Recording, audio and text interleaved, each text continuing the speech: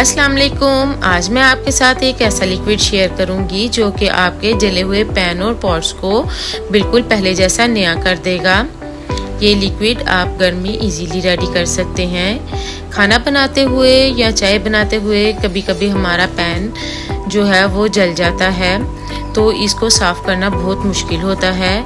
कई बार जिस हंडिया में सालन बनाएं या हमारा सॉस पैन वगैरह फ्राई पैन वो जल जाए तो उसको साफ़ करना बहुत मुश्किल हो जाता है।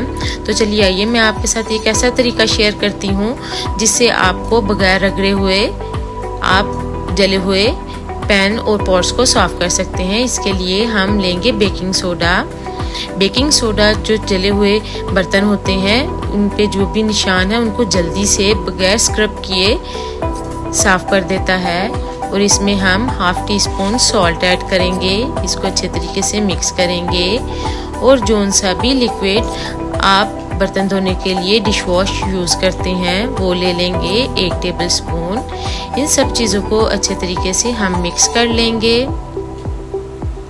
ये लिक्विड बहुत ही पावरफुल है और आपके जले हुए बर्तनों को बगैर स्क्रब किए जल्दी से साफ़ कर देगा। अब हम इसमें 2 टेबल स्पून विनीगर ऐड करेंगे।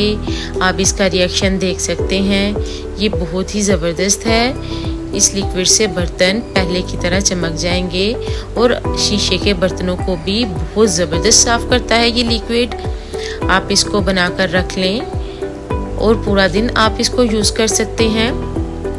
आप सिर्फ थोड़ा सा ये लिक्विड लगाएंगे और आप देखिए कि हमारा सॉस पैन कैसे चमक जाएगा और हमें ज़्यादा स्क्रबिंग भी नहीं करनी पड़ेगी।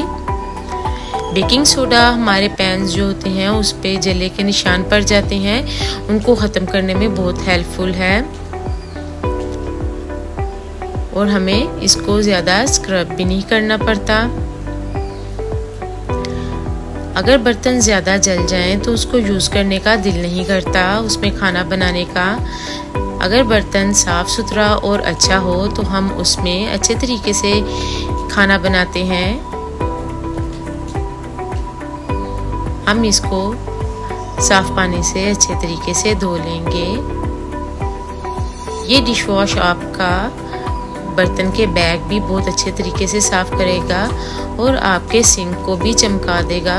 थोड़ा सा ये लिक्विड लेके आप अपना सिंक अच्छे तरीके से साफ़ कर सकते हैं।